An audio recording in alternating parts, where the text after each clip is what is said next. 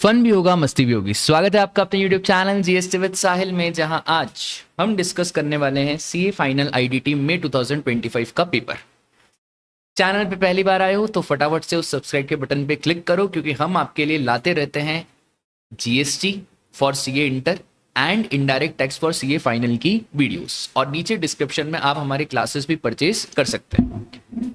Sir, paper का कैसा क्या लेवल था? और आप तो सबसे पहले रिव्यू बनाते हैं, हाँ मैं ही सबसे पहले रिव्यू बनाता हूँ। बट कल क्या हुआ ना, एक कॉमेडी चीज़ हो गई कि मेरा जो माइक था वो सपोर्ट नहीं कर रहा था, तो पूरी वीडियो रिकॉर्ड करी बट शायद भगवान को मंजूर नहीं था, तो आज वापस से वीडियो रिकॉर्ड कर रहे हैं। उसकी कोई ऐसे गम की बात नहीं है। अब सुनो, मेरे हिसाब से जो एमसीक्यू थे that was little bit tricky. Easy हम नहीं कह सकते।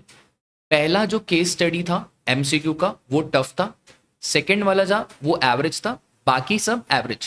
ठीक है। डिस्क्रिप्टिव, कुछ कुछ क्वेश्चन डिस्क्रिप्टिव में अच्छे क्वेश्चन थे और कुछ कुछ क्वेश्चन काफी इजी थे। मोर और लेस आईसीएआई ने वो टॉपिक्स भी टच करें जो बच्चा छोड़ के जाता है। ठीक है। तो सितंबर वाले जो बच्चे हैं और जो जनवरी वाले बच्चे हैं वो इस बात का स्पेसिफिकली ध्यान रखें कि कुछ भी छोड़ के नहीं जाना है। ठीक है। मतलब उस पर्टिकुलर चैप्टर में से जो इंपॉर्टेंट बात है अगर वो भी पढ़ ली ना तो आपका काम हो जाएगा। तो चलो भाई शुरू करते हैं। अभी हम एमसीक्यू का तो रिव्यू नहीं कर रहे हैं, बाकी एमसीक्यू के क्वेश्चंस अच्छे हैं। आप कमेंट सेक्शन में बोलोगे कि सर एमसीक्यू का भी डिटेल्ड रिव्यू कर दो, तो मैं आपको सारे एमसीक्यू के डिटेल्ड आंसर विथ कंसेप्ट सब आपको बता दूंगा, कोई दिक्कत की बात नहीं है। ठीक है। बट वो बस आप कमेंट सेक्शन में बोल देना। अब आ जाओ भाई हमारा डिस्क्रिप्टिव पार्ट। भाई पहला क्वेश्चन जो आया था ना, BBV limited of Nagpur in the state of Maharashtra, ये टैक्सेबल प्रोडक्ट भी मैन्युफैक्चर करते हैं, ट्रक हायर करते हैं, service on which tax payable under reverse charge other supply. काफ़ी सिंपल। मैं आपको क्या बताया था कि पहले क्वेश्चन में आप आखिरी वाली चीज़ देखो, net minimum GST liability to be paid in cash if any after utilizing ITC. तो रूल 42 जो कि काफ़ी इंपॉर्टेंट होता है और अपन ने आईटीसी के सारे क्वेश्चन क्लास में करे। तो ये वाला जो क्वेश्चन आया था रूल 42 का, सिंपल क्वेश्चन। ठीक है। मैं आपको ओवरव्यू दे देता हूं, आपने शायद यही करा होगा। Export of product D with the payment of IGST, इसमें आईजीएसटी लगाया होगा। ठीक है। भले एक्सपोर्ट है but with payment of IGST, तो आपने आईजीएसटी तो इसमें चार्ज करा होगा। प्रोडक्ट डी अंडर एलयूटी, तो एलयूटी में सप्लाई करा तो that will be no GST. Export under LUT, यहाँ पे भी there would be no GST. Domestic outward supply, हाँ तो ये नॉर्मल, इसके ऊपर जो रेट लगाना होगा वो लगाओ। Domestic turnover of outward services on which taxes payable under reverse charge, very very important. भाई ये रिवर्स चार्ज में टैक्सेबल है तो आपने जीएसटी में तो इसको कंसिडर नहीं करा होगा, बट ये एग्जेम्प्ट सप्लाई का पार्ट बनेगा। ठीक है। तो यहाँ पे बच्चे हो सकता है गड़बड़ करके आए हों, बट फिर भी। सेल ऑफ सिक्योरिटीज, सर जो सेल वैल्यू होती है उसका 1% हमको एग्जेम्प्ट टर्नओवर में लेना रहता है, परचेस वैल्यू से हमको कोई लेना देना नहीं है।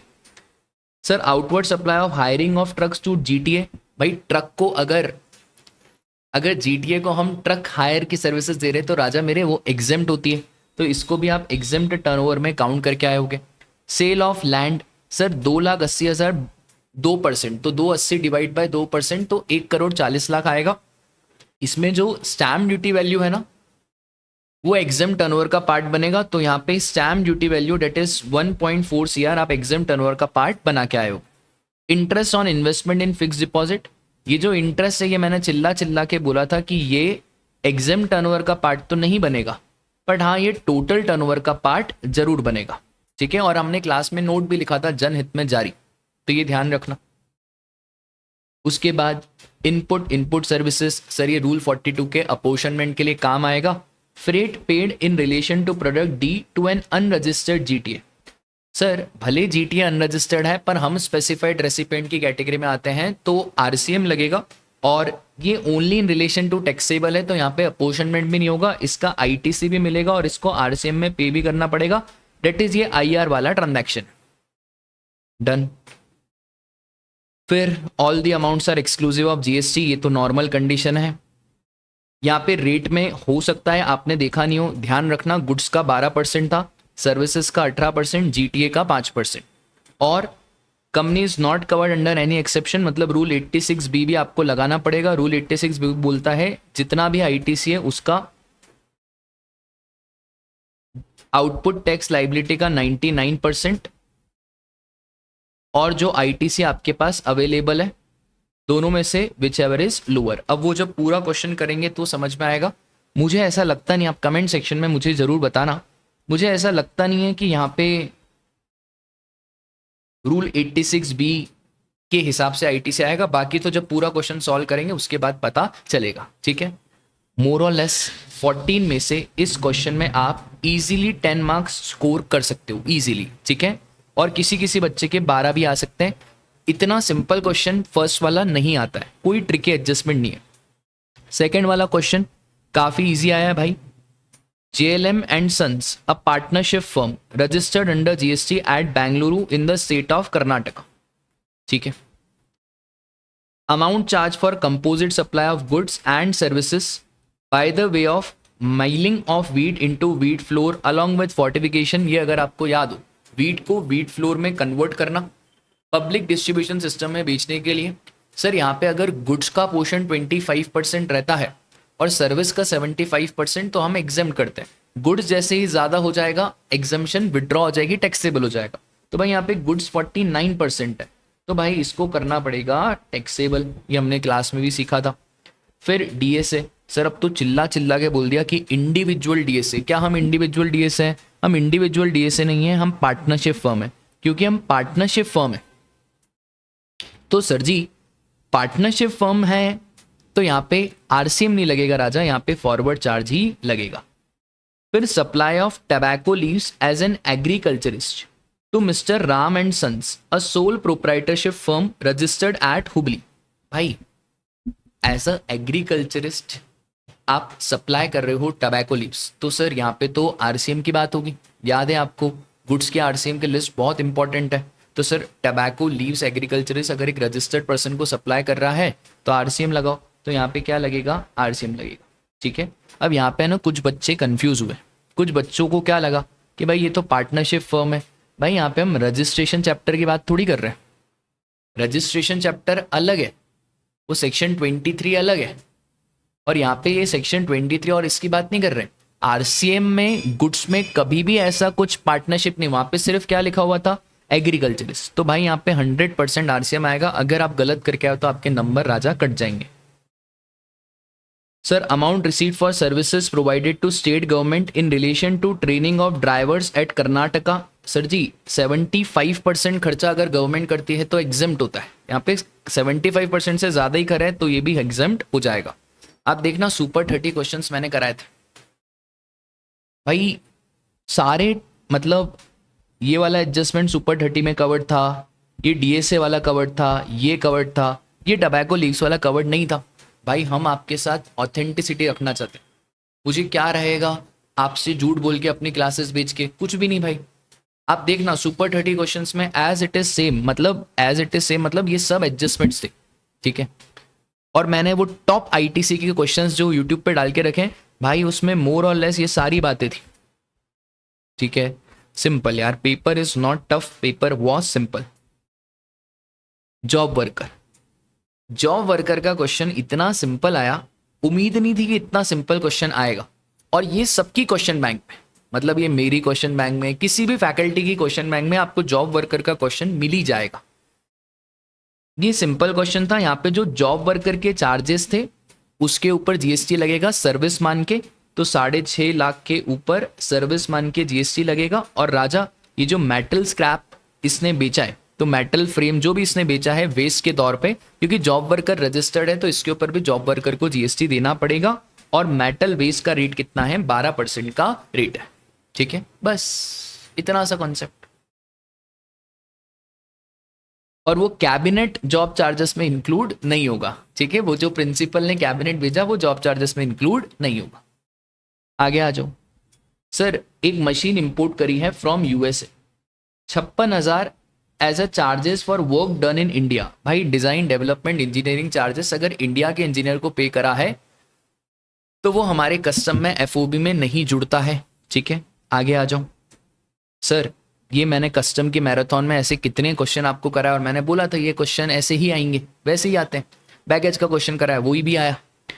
प्राइस ऑफ मशीन, आप अननेसेसरी कस्टम में पता नहीं क्या ही क्या लोड ले लेते हो, ये ना वो भाई आपको सिखाया ना कस्टम में एफटीबी करके जाने का, वैल्यूएशन करके जाने का, बैगेज करके जाने का, रिफंड करके जाने का, और पहला चैप्टर और वेयर हाउसिंग करके जाने का। वो जो है ना इंपोर्ट एक्सपोर्ट के प्रोसीजर इग्नोर, कुछ नहीं पूछता इंपोर्ट एक्सपोर्ट प्रोसीजर, वो 1 2 3 इग्नोर। ठीक है, आ जाओ। Price of machine, price of machine 20,000। Freight rule 10(2) का एडजस्टमेंट है, बाद में आएगा। Design charges paid to firm in USA, sir इसको आपको ऐड करना पड़ेगा, ये ऐड होगा, ये ऐड होगा। Licence fee 10% of price of machine that is 2,000, ये भी ऐड होगा। बाइंग कमीशन इग्नोर करो। Material and component supplied by buyer free of cost, तो सर ये जो बायर ने सप्लाई करें इसको भी ऐड करना पड़ेगा। हाँ बट ये रुपीस में तो मैंने आपको वो कन्वर्जन रूल सिखाए थे, अभी वापस से बताऊंगा। Insurance paid to insurer in India, भाई ये रूल 10(2) का एडजस्टमेंट है, इंश्योरेंस ऐड करना पड़ेगा। Other particulars, the commission payable with respect to sales to the local agent of exporter is 5% of cost of machine। तो भाई ये बाइंग कमीशन नहीं है, ये सेल्स से रिगार्ड्स में कमीशन है, तो ये भी जुड़ेगा क्या? हाँ सर, इसको भी आप एफओबी वैल्यू में प्लस करोगे। Material and component supplied by buyer free of cost are valued at 50,000। अब इसमें है ना यहाँ पे डबल बार एडजस्टमेंट तो मुझे नहीं लगता आईसीआई ने करा हो, एक बार ही कंसिडर करेंगे भाई ये जो दिया हुआ है। तो मेरे हिसाब से आईसीआई ने बहुत बड़ा गलती कर दी, अननेसेसरी बच्चों को कंफ्यूज करा है। अब कुछ कुछ बच्चे पक्का मतलब 100 में से 10-15 बच्चे ऐसे होंगे जो इसको रिपीट ऐड करके आए होंगे, पर ये रिपीट ऐड नहीं होगा, ये ऊपर वाला ही है, इन्होंने वापस से नीचे दे दिया। सर ये तो गलत है। हाँ भाई गलत है यार, मेरे हिसाब से भी पर्सनली गलत है, पर अब हम क्या कर सकते हैं यार, as it is same line है।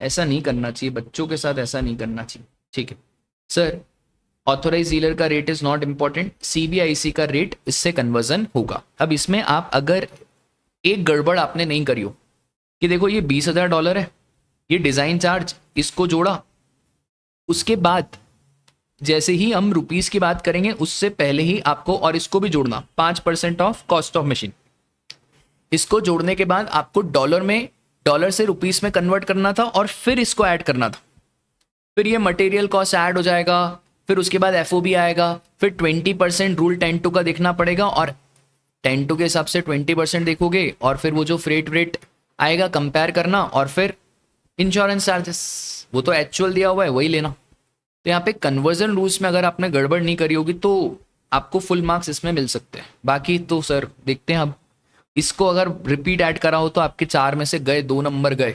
ठीक है, determine the place of supply. अब चिल्ला चिल्ला के बोल दिया कि भाई प्लेस ऑफ सप्लाई में 10(1) CA का बिलिंग एड्रेस डिलीवरी एड्रेस वाला अमेंडमेंट आएगा। आया, और भी आ सकता था पर आया नहीं। अब सितंबर में आएंगे वो जो बाकी अमेंडमेंट रहेगा ना, वो कस्टोडियल वाला, वो सब अब सितंबर में आएंगे। तो आ जाओ भाई, determine the place of supply. सबसे पहले यही, Prakash Kumar resident places an order on e shoppy for supply of laptop delivered to his sister. Billing address is not important, delivery address is important, तो ये मुंबई महाराष्ट्र इसका प्लेस ऑफ सप्लाई हो जाएगा।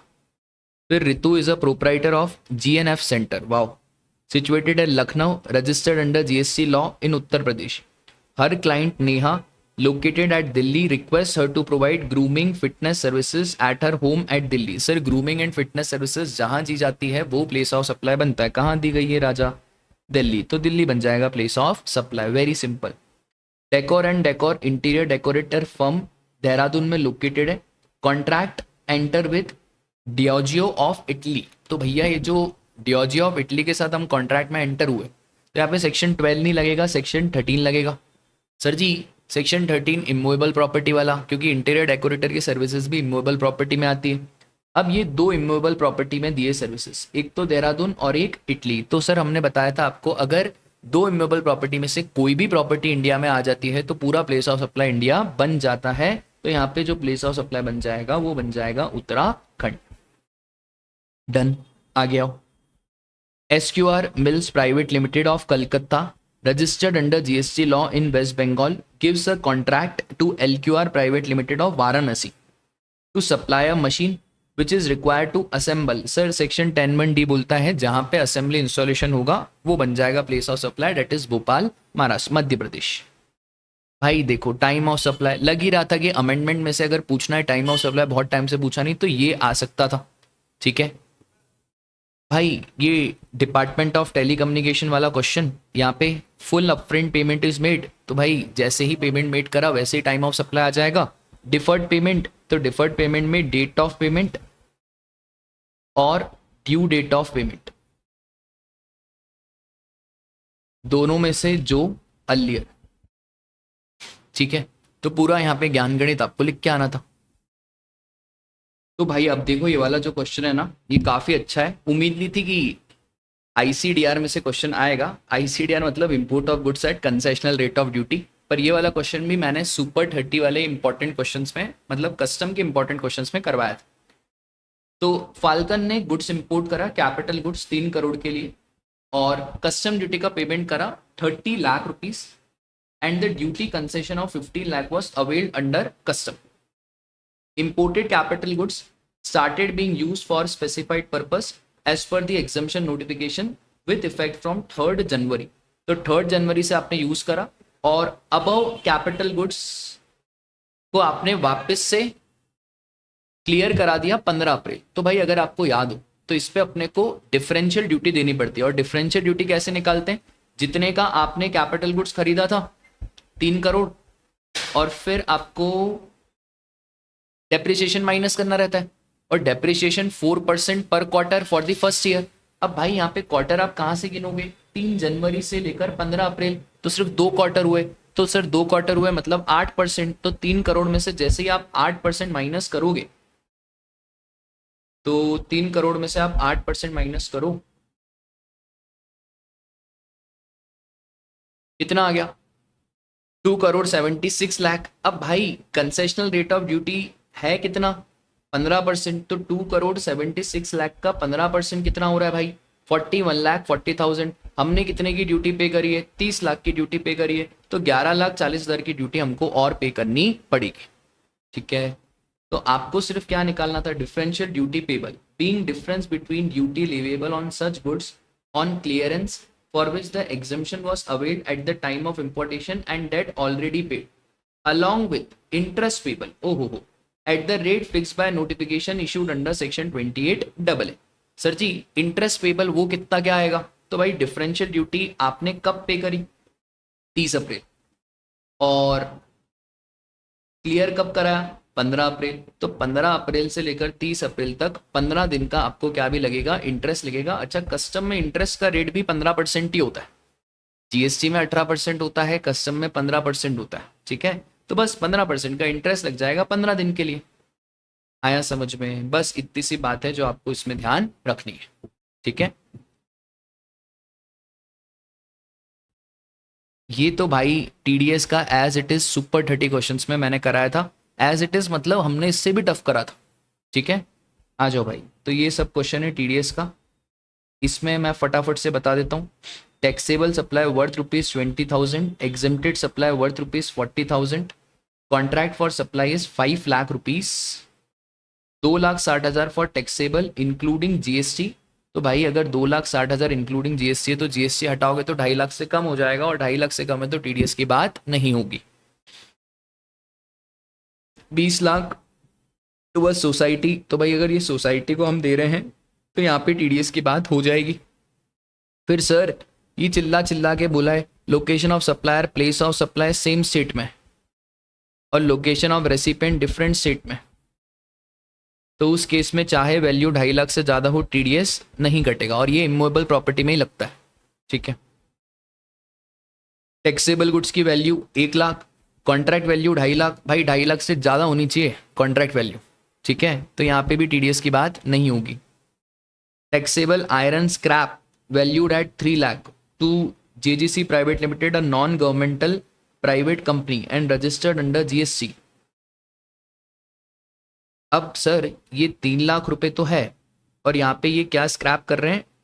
Iron scrap supply कर रहे हैं। ठीक है, तो हम भी रजिस्टर्ड है, ये भी रजिस्टर्ड है, और ये iron scrap metal scrap consider करेंगे, तो यहाँ पे भी टीडीएस की बात होगी भाई, क्यों नहीं होगी।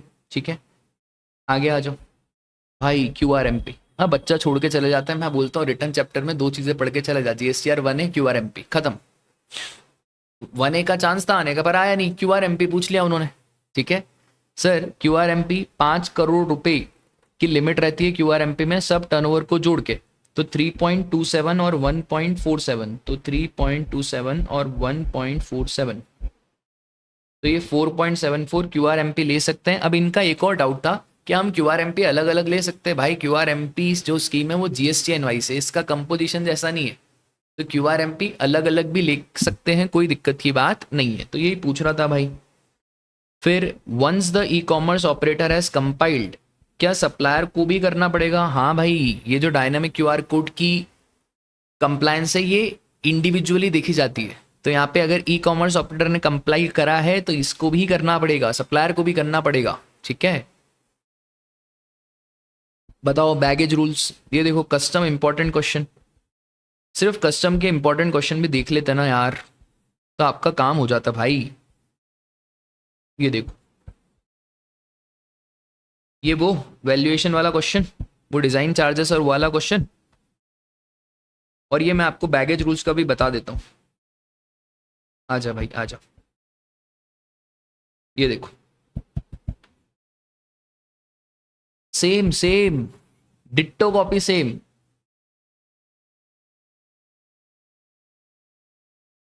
ये देख लो, बस वैल्यू वैल्यू तो अलग करेगा ना भाई। तो ये यहाँ पे 100 स्टिक लेनी थी सिगरेट्स की, यहाँ पे 50 लेनी थी।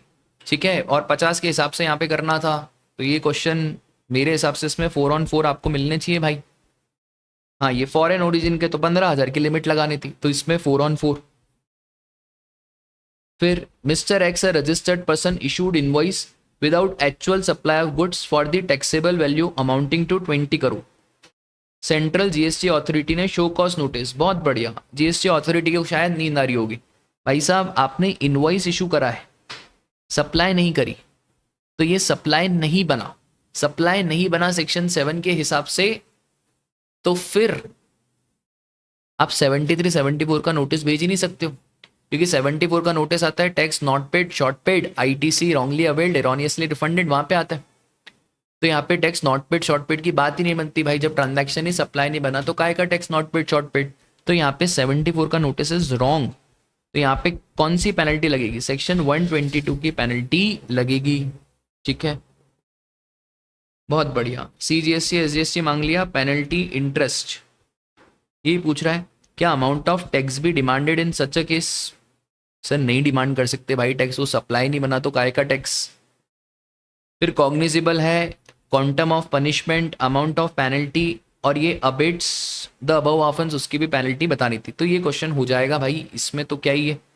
ठीक है, पेनल्टी का नॉर्मल सिंपल क्वेश्चन है, अच्छा क्वेश्चन है, इसमें आप 5 में से 5 ला सकते हो। इन क्वेश्चन में तो 5 में से 5 आएंगे ना, ये 5 छोटे छोटे क्वेश्चन हैं। अब अच्छा मैं आपको एक बात बोलूं, तो अगर आपको वो जो क्वेश्चन लीव करना था ना, तो 90 या 95% बच्चों ने क्वेश्चन नंबर 5 वाला लीव करा होगा। ठीक है, बाकी तो कमेंट सेक्शन में बताना आपने कौन सा लीव करा। Karim associates show cause notice इनको आया है अंडर सेक्शन 74 ए के द्वारा। In the final order additional commissioner of central tax confirm the tax demand of 60 lakh, penalty भी लगा दी भाई 60 लाख की, और इंटरेस्ट 16 लाख का। However, RA using power under section 108 called for the records and found that order passed by A is erroneous and prejudicial to the interest of revenue, और इन्होंने tax demand को enhance कर दिया 70 लाख की पेनल्टी और 20 लाख का interest. The supplier admitted tax demand of 20 lakh, interest amounting to 5 lakh and penalty for 20 lakh. ठीक है, and deposited the admitted tax, interest and penalty on 30th 11/2024. For the balance amount, supplier decided to file an appeal and appointed a chartered accountant for this purpose. ठीक है, appeal pre deposit के साथ, application for refund of pre deposit refund. सबसे पहले appellate authority भाई RA के order के खिलाफ जाना है तो अपीलेट ट्रिब्यूनल में जाना पड़ेगा। प्री डिपॉजिट वही 20%, ठीक है। तो एक तो जो आपने एडमिट करा वो देना है, और दूसरा 20% of tax in dispute, tax in dispute, तो और वो एडमिट करा वो आपको देना है। इंटरेस्ट निकाल देना भाई, payable on refund as per section 56। A के पास अगर अपील फाइल करनी रहती है तो जो आपने एक्सेप्ट कर लिया वो plus 10% of tax in dispute. आगे आ जाओ। Ankush imported the goods from France and applied for warehousing. Proper officer made the order permitting the deposit of goods on 21 में। अंकुश ने डिपॉजिट करा, goods were re exported without the payment of duty. 15% का custom department interest लगाना चाहता है क्योंकि 90 दिन के बाद तक वेयर हाउस में रहा था। देखो कस्टम डिपार्टमेंट आप बोल तो सही रहे हो, पर आपका मैथमेटिक्स थोड़ा वीक है। इंटरेस्ट लगता है ड्यूटी पे। अब अगर ड्यूटी ही जीरो है तो zero multiply by any number is zero. तो यहाँ पे एक केस लॉ भी था, ठीक है। तो उस केस लॉ में यही बोला था कि भाई जब ड्यूटी ही जीरो है तो उसके ऊपर जो इंटरेस्ट है वो भी जीरो ही आएगा, ठीक है। तो अच्छा क्वेश्चन था, बहुत सारे बच्चों ने ये वाले क्वेश्चन को छोड़ा होगा, ठीक है। फिर भाई simple question, authority for advance ruling and appellate authority for advance ruling की क्या क्या पावर्स और प्रोसीजर्स। उसके बाद assessment of non filer of return, यही बचा था क्वेश्चन और यही आना था और ये आ गया। फिर सर स्पेशल ऑडिट सेक्शन 66, तो भाई अगर कमिश्नर साहब को at any point of time during any inspection inquiry scrutiny लग रहा है तो स्पेशल ऑडिट करा सकते हैं। सर दूसरे एक्ट में ऑडिट हुआ है तो भी स्पेशल ऑडिट हो सकता है। हाँ भाई दूसरे एक्ट में ऑडिट हुआ है तो भी स्पेशल ऑडिट हो सकता है। With reference to custom law state the mandatory documents. Export और इंपोर्ट के लिए मैंडेटरी डॉक्यूमेंट्स बताने हैं, तो ये बहुत सिंपल क्वेश्चन है। एक्सपोर्ट के मैंडेटरी डॉक्यूमेंट्स, इंपोर्ट के मैंडेटरी डॉक्यूमेंट्स, कोई भी दो दो डॉक्यूमेंट्स और उनका आपको छोटा छोटा एक्सप्लेनेशन भी देके आना था, ठीक है। हो गया सर पेपर। पेपर अच्छा था, मतलब इस पेपर में तो आपके 60+ आने चाहिए, 70+ भी आ सकते हैं, कोई बहुत बड़ी बात नहीं है। और अगर आप ये वाले पेपर में मिस्टेक करके आए हो तो फिर यार कोई दिक्कत है, आपकी जो तैयारी है वो इतनी अच्छे से नहीं हो पा रही, ठीक है। देखो मोर और लेस आईडीटी का जो पेपर है ना वो कॉन्सेप्चुअल आता है, इसमें याद करने से कुछ नहीं होने वाला। आपका कॉन्सेप्ट क्लियर है तो आपका सब क्लियर है, और थोड़े क्वेश्चन प्रैक्टिस करने पड़ेंगे। सिर्फ कॉन्सेप्ट्स के बेस पे आप पेपर नहीं लिख सकते, ठीक है। चलो अब सुनो ध्यान से। अब आप बच्चों का एक पेपर है, उसको हम क्या ही बोले यार, आईबीएस का पेपर। अब मैं आपको आईबीएस में थोड़ी सी चीज़ बता देता हूँ। हमारे टाइम पे होता था इकोनॉमिक लॉ, उस इकोनॉमिक लॉ में मेरे 79 मार्क्स आए थे, ठीक है। सर कैसे आए थे आपके 79 मार्क्स? भाई सिर्फ एक ही चीज़ बोलूँगा, सिर्फ एक ही चीज़, मॉक टेस्ट। अगर आप आईबीएस में मॉक टेस्ट लगाओगे तो आपके नंबर आएंगे, मॉक टेस्ट नहीं लगाओगे तो नंबर नहीं आएंगे। नो मैटर आप यूट्यूब पे 1000 वीडियो देख लो जहाँ पे फैकल्टी मॉक टेस्ट करा रहे हैं, जहाँ पे फैकल्टी केस स्टडी की प्रैक्टिस करा रहे हैं, उससे कुछ नहीं होने वाला, सही बता रहा हूँ। एग्जाम में नए क्वेश्चन आने वाले, उन नए क्वेश्चन आपसे तभी बनेगा जब आप अपने घर पे दिमाग लगा के गए हो। दिमाग को देखो ट्रेनिंग की जरूरत होती है। अगर आपने दिमाग ही उल्टा लगाया, आप आज घर पे क्या कर रहे हो, वाईटी पे देख रहे हो, जो भी है सब वाईटी पे, क्या करोगे आप वाईटी पे देख के? एग्जाम में सेम क्वेश्चन आने की उम्मीद बहुत कम है, नए क्वेश्चन आएंगे। मेरी मानो, जितना भी आपके पास टाइम, 4-4 घंटे बैठो, मॉक टेस्ट पेपर लगाओ। और सबसे इंपॉर्टेंट आईबीएस में एक ही चीज है, इंडेक्स। जिससे भी आपने कोई भी सब्जेक्ट पढ़ा हो, एफआर हो गया, एएफएम हो गया, आपका लॉ हो गया, ऑडिट हो गया, फिर आपका डीटी हो गया, आईडीटी हो गया, इंडेक्स, इंडेक्स पे आपकी पकड़ कितनी है। अच्छा, no new index to be followed. अभी आखिरी आखिरी में क्या आप न्यू इंडेक्स फॉलो करोगे? आपकी पकड़ ही नहीं है न्यू इंडेक्स पे, तो जो पुराना इंडेक्स जिसको आप फॉलो कर रहे हो बस वही फॉलो करो, ठीक है। एक और चीज, आईबीएस का पेपर कोई भी प्रिडिक्ट नहीं कर सकता कि आईबीएस में क्या आएगा। और मटेरियल जब आप लेके जाओ तो भाई पूरे पूरे सूटकेस भर के मत लेके जाना। जितना कम मटेरियल लेके जाओगे ना उतना अच्छा होगा। उतना ढूंढने में आसानी होगी। अरे आप इतना सारा मटेरियल लेके जाओगे ना, वहां पे आपका माइंड ये देख के डर जाएगा। तो लेके जाओ मटेरियल, बट उस मटेरियल में प्लीज आप ऐसा मत करो कि यार इतना सारा मटेरियल एक ही सब्जेक्ट की 8-8 किताबें ले जाओगे तो ढूंढोगे कैसे। ठीक है, आ रही है आपको बात समझ में? तो best of luck for your IBS index and do like share and follow for more such related videos. Channel पे सब्सक्राइब का बटन वो जो दिया हुआ है उसको यार फटाफट से क्लिक करो। और अगर आपको MCQ का डिटेल सॉल्यूशन चाहिए तो अगर 5 बच्चे भी कमेंट करते हैं कि सर MCQ का डिटेल सॉल्यूशन, तो हम आपके लिए MCQ का डिटेल सॉल्यूशन भी लेके आ जाएंगे। ठीक है, वीडियो अच्छा लगा हो तो लाइक करें, चैनल पर पहली बार आए हो तो सब्सक्राइब करें। तब तक के लिए tata bye bye, take care, जय श्री कृष्णा।